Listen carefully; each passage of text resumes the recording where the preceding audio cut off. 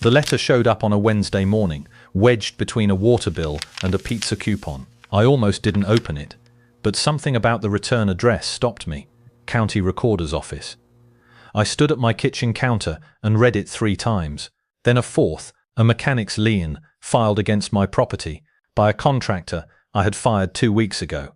My hands weren't shaking. I wish they were. That would have felt normal. Instead, I just went completely still. Travis had done it. He'd actually done it. He thought he could use the legal system like a weapon. File a lien, freeze my ability to sell or refinance, and watch me panic. What Travis didn't know, what he couldn't have known, was that the night before I fired him, I had made him sign a document. One document. And that document was about to end him. You're watching around the world. Drop your location and current time in the comments. I'm not the kind of person who goes looking for fights. Ask anyone who knows me. I show up on time. I pay my bills. I wave at my neighbors even when I don't feel like it.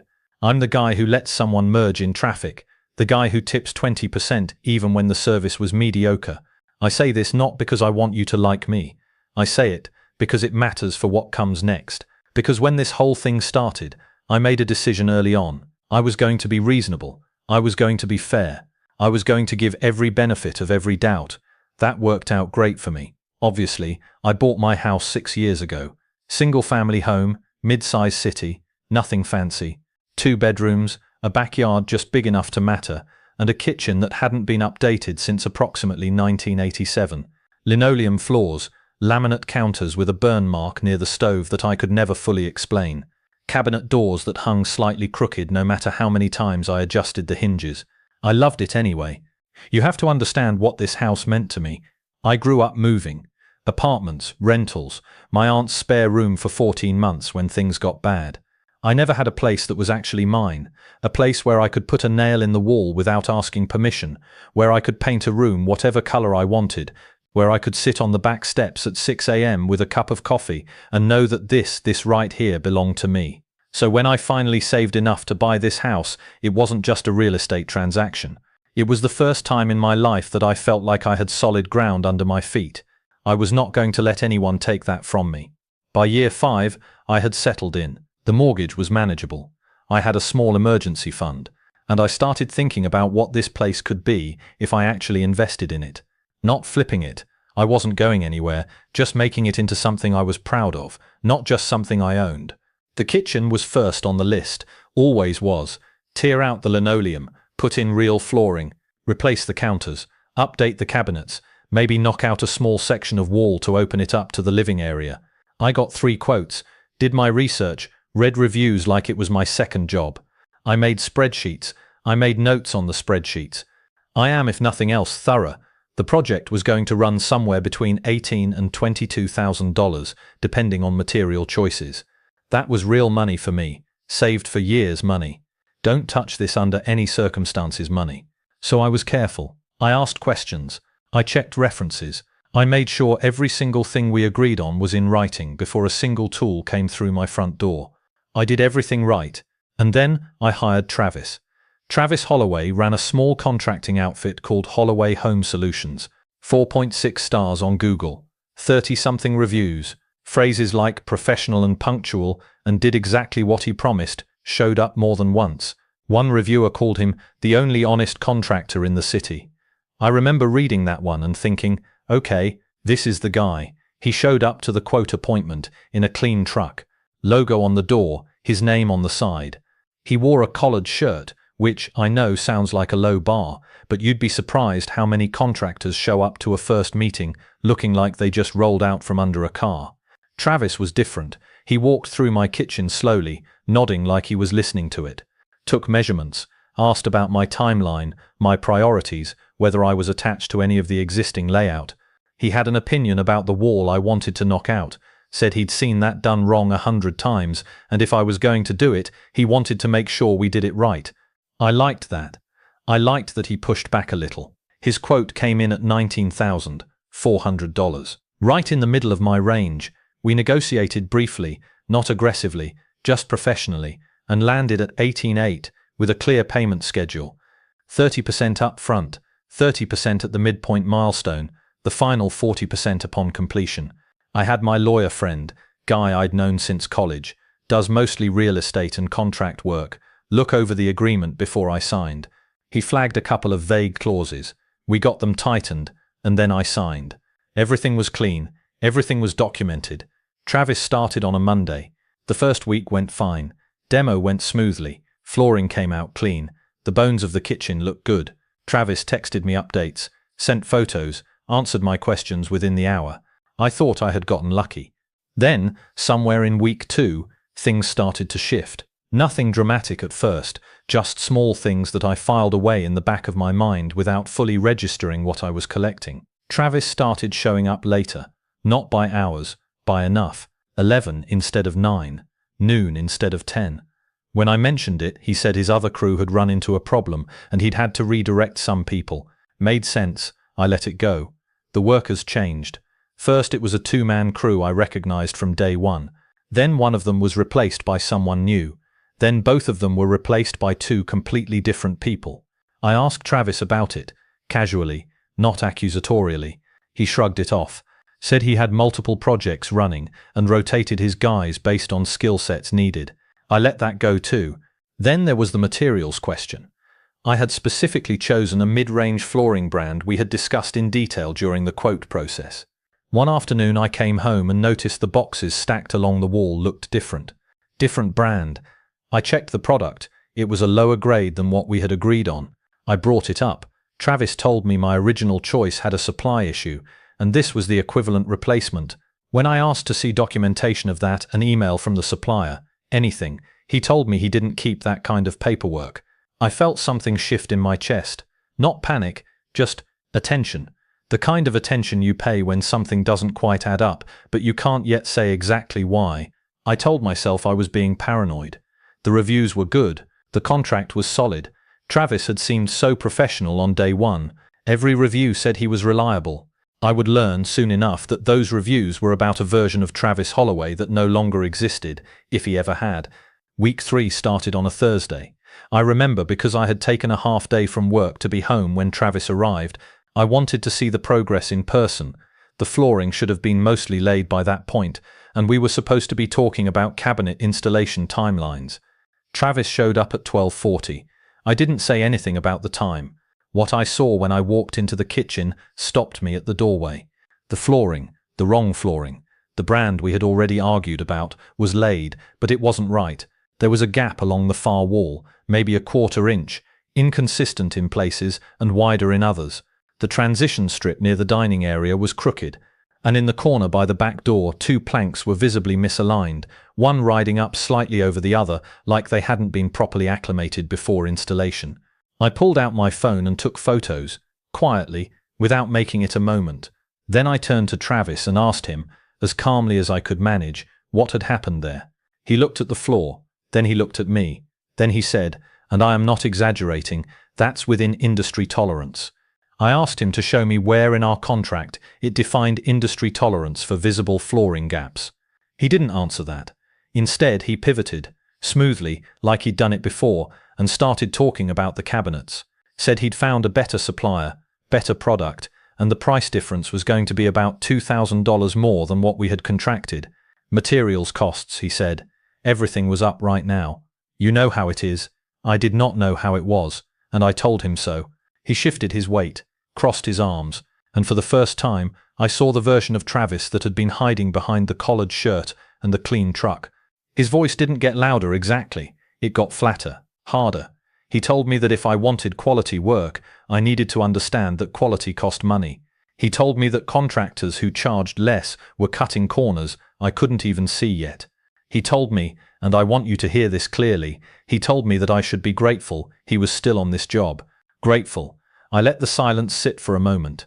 Then I told him I wanted an itemized breakdown of every material cost from the start of the project to present. Receipts, supplier invoices, everything. I wanted it in writing within 48 hours. Travis laughed. Not a real laugh, the kind that's meant to make you feel small. He told me he didn't answer to his clients like an employee. He told me he was a business owner, and I had hired him to do a job, not to babysit me through every purchasing decision. I said nothing. I just looked at him. He left 20 minutes later. His crew left with him. That night I sat at my kitchen counter, The old one, the one with the burn mark, because the new one hadn't been installed yet, and I went through everything. Every text, every email, every photo I had taken since day one. I made a folder on my laptop. I labeled it simply Travis. I called my lawyer friend that same night, laid out everything. The flooring quality, the material switch, the refusal to provide receipts, the attitude shift.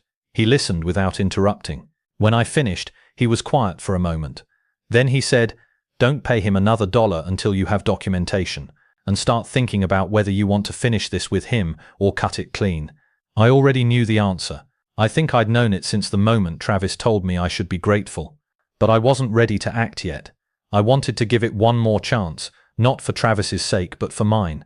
I needed to know that when this was over, I had done everything a reasonable person could do. So the next morning, I sent Travis a formal email. Documented, time-stamped, professional. I outlined my concerns about the flooring installation quality. I requested the itemized material costs in writing. I noted that no additional payments would be made until these items were addressed. And I told him I expected a response within 48 hours. He responded in 6 minutes. The email was 4 sentences long. He told me my concerns were unfounded. He told me the flooring met standards. He told me if I withheld payment, I would face consequences. And he told me he'd be back on site Monday and he expected things to go more smoothly. Consequences. I read that word 3 times. I forwarded the email to my lawyer friend with one line, "I think we're done here." He replied with 2 words, "Do it." I spent the weekend preparing. Not emotionally, I was already past that. Practically, every document organized, every communication logged, everything my lawyer friend had told me to do, done. And on Sunday night I asked Travis to come by Monday morning. Not to continue the project, to sign something. Monday morning, Travis showed up on time. First time in 2 weeks. I noticed that. People who sense something is coming tend to suddenly remember their punctuality. He knocked at 8:59, which told me everything I needed to know about how seriously he was taking my email. I opened the door. He walked in like he owned the place, and I mean that in the most literal sense of the attitude. Hands in his pockets, chin up, the kind of body language that says, "I'm doing you a favor just by being here." I offered him coffee. He declined. We sat at the dining table. I had 2 things in front of me. One was a printed termination letter, formal, specific, referencing the contract clauses he had violated, the flooring discrepancies, the refusal to provide material documentation, and the threatening language in his email. My lawyer friend had reviewed it the night before and signed off on every word. The second thing was a 1-page document, a lien waiver, specifically a conditional waiver and release upon progress payment, covering all labor, materials and services rendered to date in exchange for the partial payment I had already made him. My lawyer friend had suggested it almost as an aside. Get him to sign a release before you hand him anything. Standard practice, he said. Contractors sign them all the time. Most of them don't read them carefully. I slid both documents across the table. Travis picked up the termination letter first. He read it slowly, or pretended to. His eyes moved too fast for someone actually absorbing legal language. When he put it down, his jaw was tight. "You're firing me," he said. "Not a question." "I'm terminating the contract," I said. "Per the clause we both signed. Cause is documented." He leaned back in his chair and looked at me the way people look at something they're deciding whether to step on. "You're making a mistake," he said. I didn't respond. "You know what finishing this kitchen is going to cost you with someone else?" He shook his head slowly. "Nobody's going to touch another contractor's half-finished job for less than a premium. You're going to spend $35,000 to finish what I was doing for 18. I said, "That's my decision to make." His voice dropped. Not quieter, lower, darker. "I have been in this business for 11 years, he said. "I have dealt with clients like you before, people who think they know better, people who waste everyone's time and then act surprised when there are consequences." There was that word again. Consequences. "Travis," I said, "I need you to sign the second document before we go any further." He looked down at it, picked it up, read maybe the first paragraph. "What is this?" "It's a lien waiver. It confirms that the payment I've already made you covers all work and materials to date, and that you release any claims against my property related to this project up to this point." He stared at it. "This is standard," I said. Which was true. Completely true. Contractors sign these constantly when they receive partial payments. It's normal, routine, the kind of paperwork that moves through construction projects every single day. Travis didn't know that, or if he did, he wasn't thinking clearly enough in that moment to care. He picked up the pen, signed it, slid it back across the table without looking at me. I picked it up, confirmed his signature, and set it aside. Then I handed him a check. The amount covered everything paid to date, minus a documented deduction for the flooring discrepancy. Calculated, explained in the termination letter, legally defensible. He looked at the check. His face changed. This isn't the full midpoint payment. The deduction is itemized in the termination letter. Section 3, paragraph 2. He stood up. And this is the part I want you to understand. He did not raise his voice at first. He went very, very still. The kind of still that is somehow louder than shouting. "You think this is over?" he said. I stood up too. "Travis, I need you to take your check and leave my property." That's when the volume came. He told me I had no idea who I was dealing with. He told me I would regret jerking him around. He told me his lawyer would be in touch. He told me I'd be hearing from him. I said nothing. I walked to the front door and opened it. He stood there for a moment. 3 seconds, maybe 4. Long enough to make sure I understood that he was leaving on his terms, not mine. Then he walked out. I closed the door behind him, locked it, stood there in my entryway for a full minute without moving. My hands were steady. I was surprised by that. I went back to the dining table, picked up the signed lien waiver, and took a photo of it on my phone. Then I walked it to my file cabinet and put it in the Travis folder behind the contract, behind the termination letter, behind every email and every photo. I remember thinking, as I slid the folder back into the drawer, that's done, it's over. I genuinely believed that. I would spend the next 2 weeks thinking it was over. And then the letter from the county recorder's office would show up wedged between a water bill and a pizza coupon. The call came on a Tuesday afternoon. My realtor, woman named Diane, who I had worked with when I bought the house and had recently re-engaged because I was thinking about selling. Not because I wanted to leave, but because the renovation, even half finished, had pushed the property value enough that it made financial sense to explore my options. Maybe sell, maybe refinance and pull equity out. I hadn't decided yet. Diane wasn't calling about listings. "Jason," she said, and I could hear it in the first syllable, that careful tone people use when they're about to tell you something they don't want to say. "I need you to check something. Have you received any legal notices recently? Anything from the county?" I felt something drop in my stomach. I told her I hadn't checked the mail in a couple of days. "Go check it," she said. "I'll wait." I walked to the mailbox in my socks. It was a cold morning. I remember the concrete of the front path under my feet because I stood there for a moment before I opened the box. The letter was there. County Recorder's Office. Return address. I didn't recognize at first glance. I opened it standing at the mailbox. Mechanics Lien. Filed against my property. Claimant, Travis Holloway. Holloway Home Solutions. Amount claimed, $23,400. I went back inside and told Diane what it said. She was quiet for a moment. Then, "Okay, don't panic, but you need to call a lawyer today." I already had one in mind. Let me explain what a mechanic's lien actually is, because before this happened to me, I only vaguely knew it existed. A mechanic's lien, sometimes called a contractor's lien or a construction lien, is a legal claim that contractors, subcontractors, or suppliers can file against a property when they believe they haven't been fully paid for work or materials. It attaches directly to the property itself, not to you personally, to the house, and that distinction matters enormously, because a lien on your property means you cannot sell it with a clear title. You cannot refinance it. In many cases, it affects your ability to take out any loans secured by the property. It sits there, on the public record, visible to any title search, until it is either paid or legally discharged. The process for filing one is, in most states, remarkably straightforward. A contractor fills out a form, pays a small filing fee, submits it to the county recorder's office, and it's done. There's no hearing, no judge, no requirement to prove the claim is valid before it goes on record. Travis had filed his within the legally allowable window after our termination. He had done it correctly, procedurally. The lien was real. It was on record. And the amount he claimed, $23,400, was fabricated from beginning to end. We had contracted for $18,800. I had paid him $9,000 in the initial draw.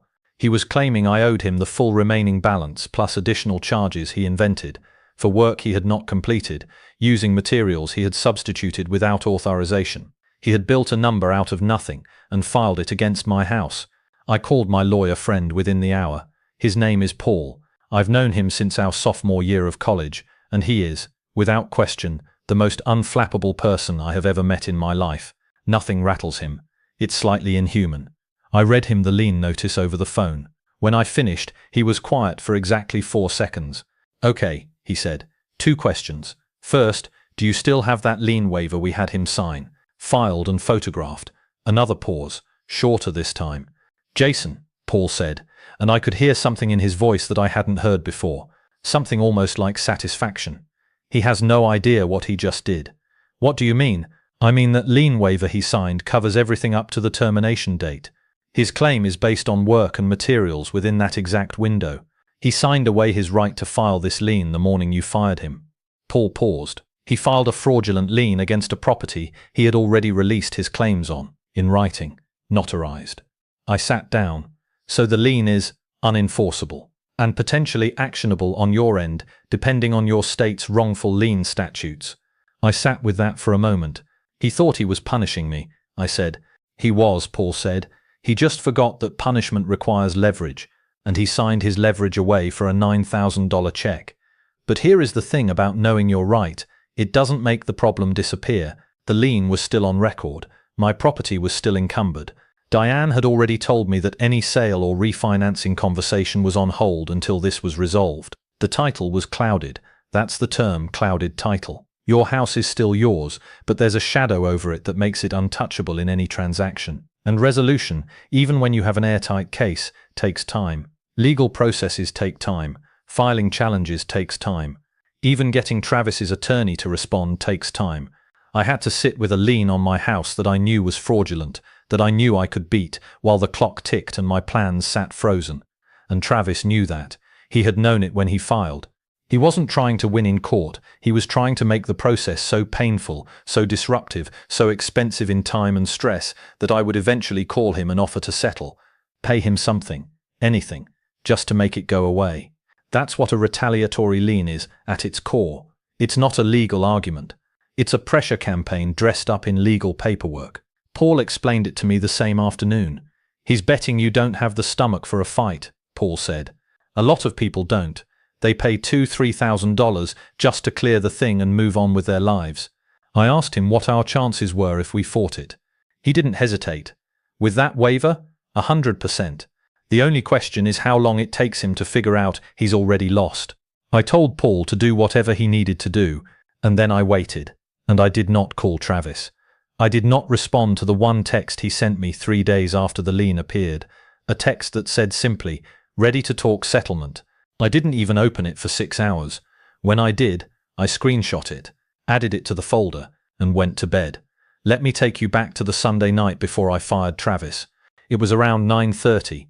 I was sitting at my dining table with my laptop open and the Travis folder spread out next to me, printed emails, the original contract, every photo I had taken of the flooring issues. Paul was on the phone with me, walking me through the termination process step by step. We had covered the termination letter. We had covered the check amount and the documented deduction. We had covered what to say, what not to say, and how to handle it if Travis became aggressive. Then Paul said, almost as an afterthought, the kind of thing he throws in at the end of a conversation like it's minor, even when it isn't. "Get him to sign a lien waiver before he leaves." I asked him what that was. He explained it the way Paul explains everything, quickly, cleanly, no unnecessary words. A lien waiver is a document in which a contractor acknowledges receipt of payment and releases any claims against your property related to the work covered by that payment. There are different types: conditional, unconditional, partial, final. What I needed, Paul said, was a conditional waiver and release upon progress payment. It would cover all labor, services, and materials provided up to the termination date in exchange for the payment I was handing him. "Will he sign it?" I asked. "Probably," Paul said. "Contractors sign these constantly. It's standard practice in construction.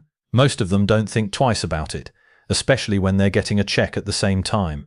And if he refuses, then you don't hand him the check and we figure out next steps. But I don't think he'll refuse. He'll be focused on the termination, on the money, on whatever argument he's planning to have with you. The waiver will look like routine paperwork. Paul sent me a template that night. I filled in the relevant details: project address, payment amount, date, scope of work covered. I had it notarized the following morning at a UPS store 2 miles from my house, 30 minutes before Travis arrived. Total cost of notarization, $14. Here is what I want you to understand about that document. It was 1 page, single-sided. The language was formal but not complicated, clear enough that anyone who actually read it would understand exactly what they were signing away. It stated, in plain terms, that Travis Holloway, doing business as Holloway Home Solutions, acknowledged receipt of $9,000 as progress payment for work performed at my property, and that in consideration of said payment, he waived and released any and all claims, liens or rights to lien against the property arising from labor, services, equipment, or materials furnished through the date of signing. Any and all claims, through the date of signing, which was the morning I fired him, which covered the exact window that his fraudulent lien was based on. Travis had sat at my dining table, picked up that document, glanced at the first paragraph, and signed his name. I have replayed that moment many times since, tried to understand what he was thinking, or more accurately, what he wasn't thinking. My best guess is that he was too angry to read carefully, too focused on the termination letter, on the check amount, on the argument he was already composing in his head for whatever came next. The waiver looked like paperwork, routine, forgettable. He signed it in under 30 seconds. When I told Paul that the waiver was signed, notarized and filed on that Tuesday afternoon after the lien notice arrived, he went quiet in that particular way of his. Then he said, "Send me a photo right now." I sent it. His response came back in 4 minutes. 3 words. "He's done, Jason." I stared at my phone for a moment. Then I called him back. "Walk me through it," I said. "I need to hear it out loud." Paul took a breath. I could hear him settling in. "Travis filed a mechanic's lien claiming you owe him for work and materials performed during the project," he said. "His entire claim is based on that period from start to termination. But on the morning of termination, before you handed him a single dollar, he signed a document releasing all claims against your property arising from that exact period. So his lien is based on claims he had already legally released. He waived his right to file this lien the moment he signed that document, which means the lien isn't just beatable, it's fraudulent. He filed a lien claiming rights he had already surrendered in writing." I let that sit. "In some states," Paul continued, "filing a fraudulent or wrongful lien carries penalties. We're talking potential liability on his end, attorney's fees, damages, sometimes statutory penalties on top of that. He didn't just lose his leverage, he handed you a potential counterclaim." "I don't want to sue him," I said. "I just want the lien off my house." "That," Paul said, "is the easy part. I have thought a lot about why Travis signed that waiver without reading it carefully. Part of it was arrogance. Travis was the kind of man who believed that he was always the smartest person in whatever room he was standing in. He had spent 11 years, his words, dealing with clients. He thought he knew how this worked.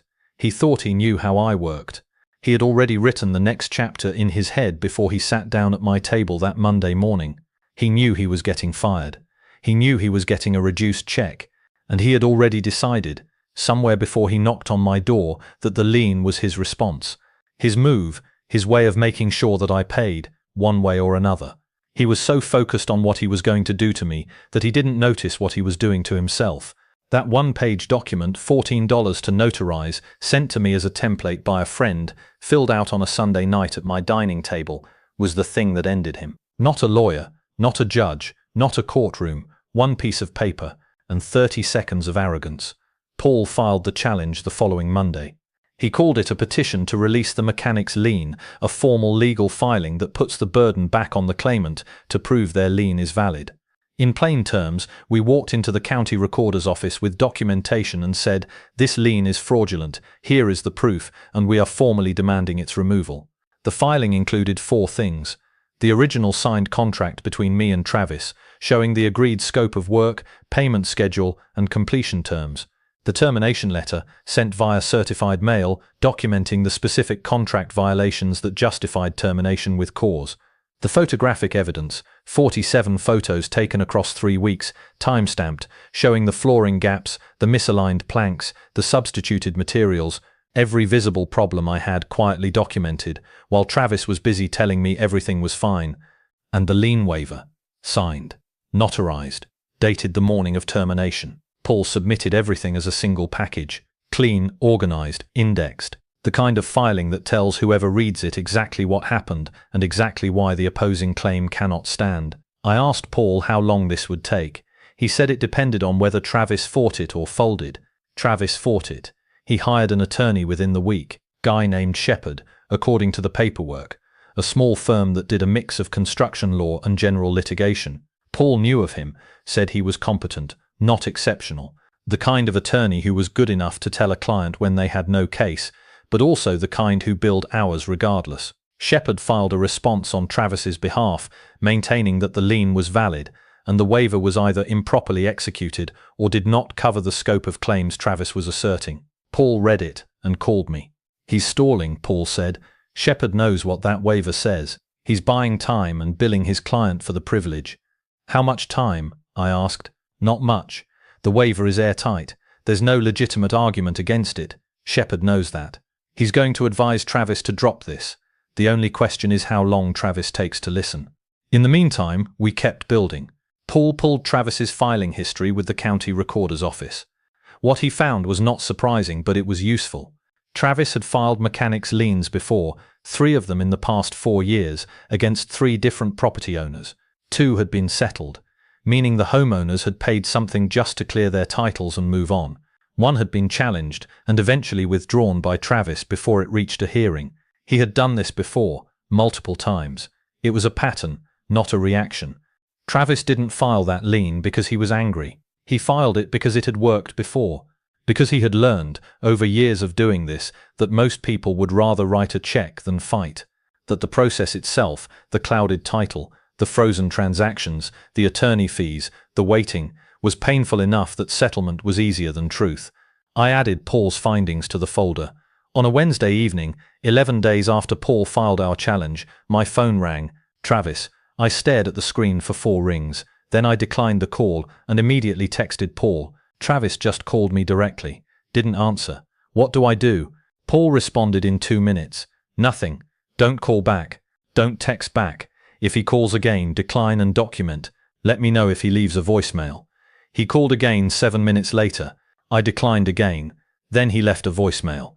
I want to read you what he said, not word for word but close enough that you understand the tone. He said he thought we had gotten off on the wrong foot. He said he had been thinking about the situation and he believed there was a reasonable middle ground.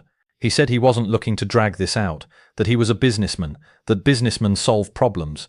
He said if I called him back we could probably work something out, something fair for both of us. His voice was completely calm, almost warm. It was the most frightening version of Travis I had encountered. Not the man who went still and flat at my dining table. Not the man who told me I should be grateful. This version, the reasonable version, the let's work it out version, was somehow worse, because it meant he had recalibrated. He had decided the aggression wasn't working and switched tactics without missing a beat. I forwarded the voicemail to Paul with 1 line. Documented. Paul replied, good, don't engage. I didn't. 3 days after the voicemail, Paul called me in the afternoon. I could hear it in his voice before he said a word. That particular quality of controlled satisfaction that Paul reserves for moments when something has gone exactly as he predicted. Shepard called me this morning. Paul said. I sat down. And he reviewed the full evidence package, specifically the waiver. Paul paused. He's advising Travis to withdraw. I exhaled slowly. Travis is pushing back apparently, doesn't want to drop it. But Shepard is a professional. He's not going to take this to a hearing when the opposing evidence includes a signed, notarized lien waiver that directly invalidates his client's claim. That's not a case. That's a loss with extra steps. So what happens now? Shepard files a withdrawal. Lien gets released from the record. Your title clears. Another pause. Travis is going to have to pay his own attorney fees on top of everything else. Guy spent money to have a lawyer tell him he had already lost before he started. I didn't say anything for a moment. How long until it's official? I asked. Few days, maybe a week. County processing times. I asked Paul what I owed him. He told me not to worry about it. We'd figure it out. He always says that. I always pay him anyway, because I am not the kind of person who lets something like this go unacknowledged. I want to tell you something about those 11 days between Paul's filing and Shepard's call. They were not easy. I know how this story sounds from the outside. Guy has the right document. Lawyer friend steps in. Lien gets cleared. Clean, efficient, satisfying. And it was all of those things, eventually. But during those 11 days, I woke up at 3 in the morning more than once. I checked the county recorder's website compulsively, looking at my property record, seeing that Lien's sitting there in black and white on a public database. I called Diane twice just to confirm what I already knew, that nothing could move until this was resolved. I calculated, at 2 in the morning on a Thursday, how much the delay was costing me in opportunity if the market shifted before my title cleared. I want you to know that because I think it matters, having the right answer doesn't make the waiting painless. Knowing you're going to win doesn't make the days between now and the win feel any shorter. Travis knew that. He had designed the whole thing around it. He had filed that lien not because he believed he would win. He filed it because he believed the winning wasn't the point. The damage was the point. The disruption was the point. The 3 a.m. wake-ups and the compulsive website checks and the frozen transactions, that was the whole plan. He almost got what he wanted. The word almost is doing a lot of work in that sentence. Because 3 days after Shepard's call, I got a letter. Not from the county recorder's office this time. From Paul. 2 pages. Official. Clean. The lien had been formally withdrawn and released. My title was clear. Section 9. The resolution. Target. Approximately 1,100 words. I got Paul's letter on a Tuesday morning. Same day of the week as the lien notice. I don't know why that detail stuck with me, but it did. The symmetry of it. A Tuesday had started this. A Tuesday ended it. I read the letter at my dining table.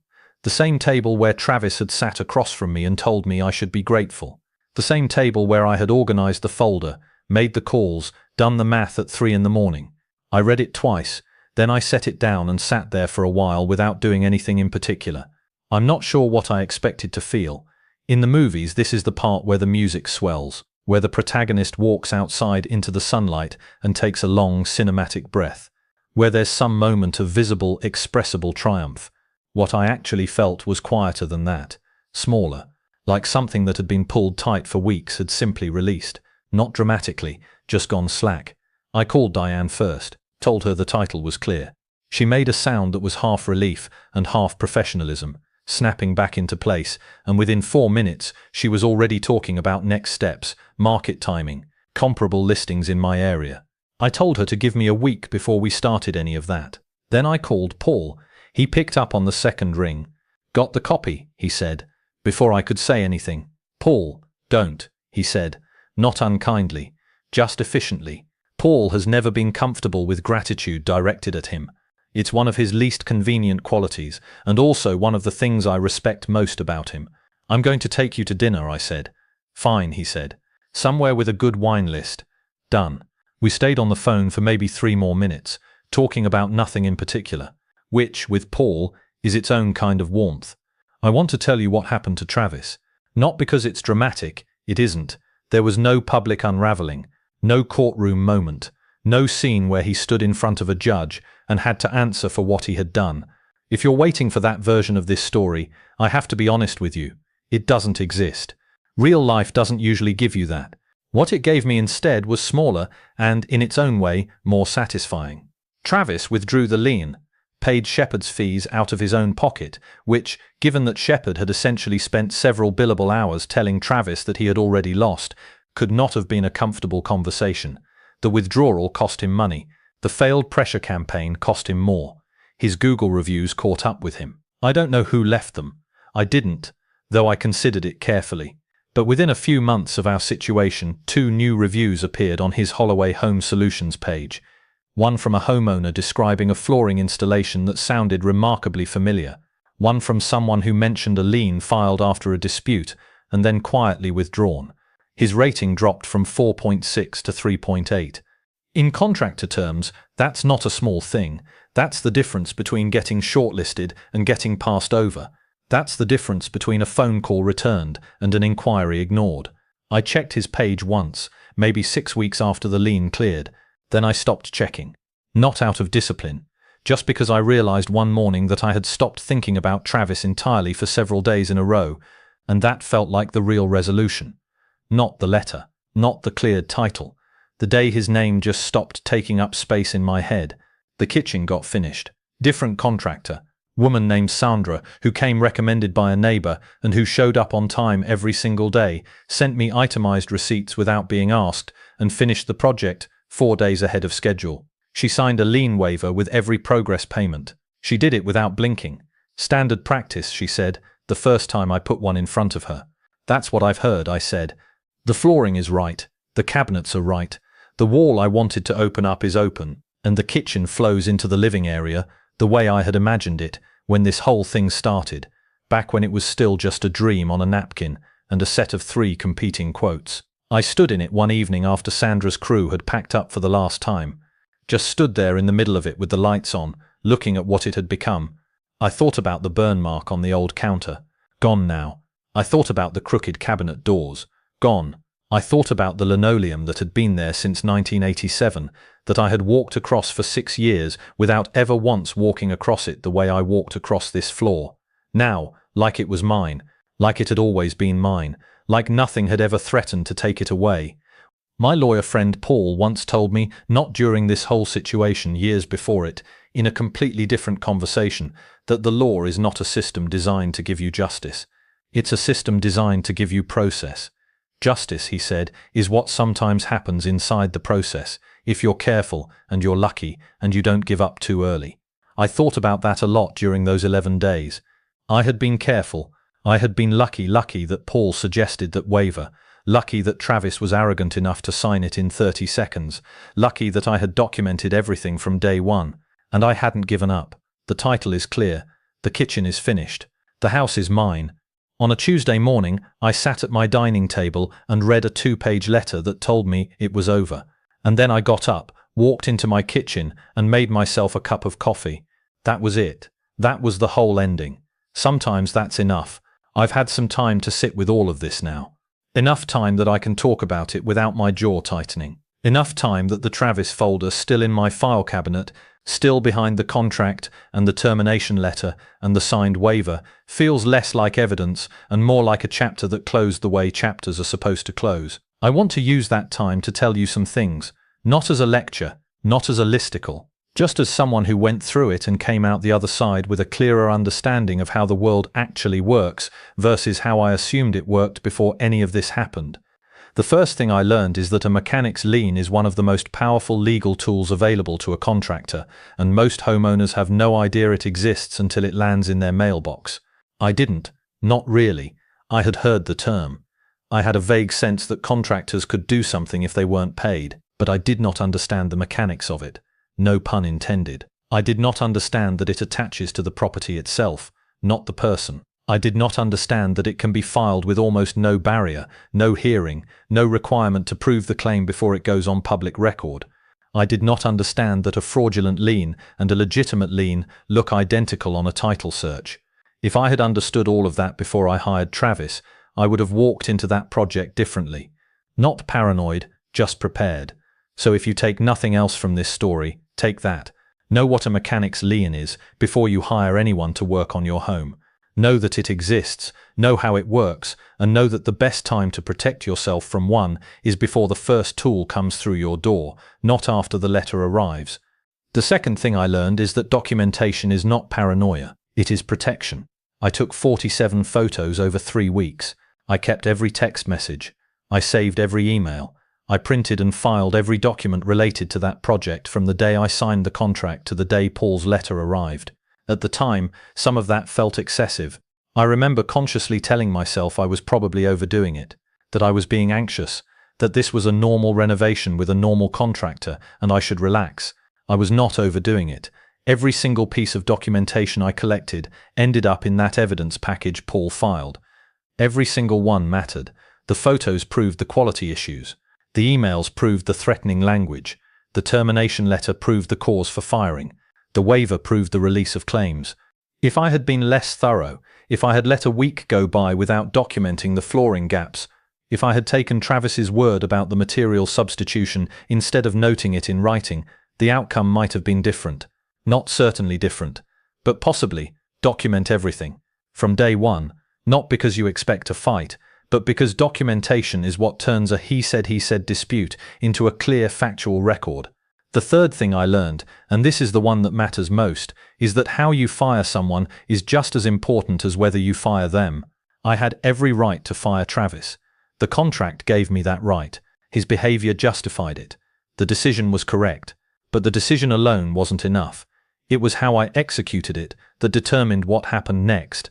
I consulted a lawyer before I fired him. I sent a formal termination letter via certified mail, not a text message, not a phone call, not a heated conversation at the front door. I documented the cause in writing, referencing specific contract clauses. I calculated the deduction precisely and explained it in the letter. I had the check ready, and I got him to sign a lien waiver before I handed him a single dollar. Every one of those steps mattered. Remove any one of them, and the story changes. If I hadn't consulted Paul beforehand, there would have been no waiver. If there had been no waiver, Travis's lien would have had teeth. The fight would have been longer, more expensive, and considerably less certain. The waiver was Paul's suggestion, but I was the one who prepared it, notarized it, and put it on the table that Monday morning. I was the one who made it a condition of payment before Travis ever sat down. Firing someone the right way isn't just about being professional. It's about closing every door behind you as you leave. The fourth thing, and I'll keep this one short because it doesn't need much elaboration, is that not every contractor is Travis. Sandra finished my kitchen on time, under budget, with itemized receipts and zero drama. She signed every lien waiver I put in front of her, and never once made me feel like I was being unreasonable for asking. There are good contractors. There are honest ones. There are people who show up when they say they will and do what they agreed to do and treat your home with the kind of care they would want someone to treat theirs. Travis was not one of them. But Travis was also not the rule. He was the exception that I happened to encounter on the worst possible project, the one that mattered most, the one I had saved for years to afford. Do your research, check references, real ones, not just star ratings. Get multiple quotes, read your contract. Ask for lien waivers with every progress payment. And if something feels wrong early, pay attention to that feeling. Don't talk yourself out of it the way I did in weeks 2 and 3. Your instincts are documentation too. I still have the Travis folder. I don't know why I haven't thrown it away. Maybe because it feels like the kind of thing you keep, not to dwell on, but to remember. A record of the time someone tried to use the legal system as a weapon against me and found out that I had accidentally built a shield out of a $14 notarization and one piece of paper. My kitchen is finished. My title is clear. The house that I saved for years to own, that gave me solid ground for the first time in my life, is still mine. Travis Holloway thought he could take that from me. He was wrong. And somewhere in a file cabinet in my dining room there is a signed, notarized document that proves it. That's my story. If it helped you, if it taught you something, if it made you go look up what a mechanic's lien actually is, then it was worth telling. If you've been through something like this, I want to hear about it. Drop it in the comments. Tell me how it ended. Tell me what you wish you had known. And if you're in the middle of something like this right now, if you're sitting with a legal notice you didn't expect, with a contractor who turned into someone you don't recognize, with a house that suddenly feels less solid than it did last week, hold on. Get a lawyer, get your documents in order, and do not, under any circumstances, let them make you feel like you have no options. You almost always have more than you think.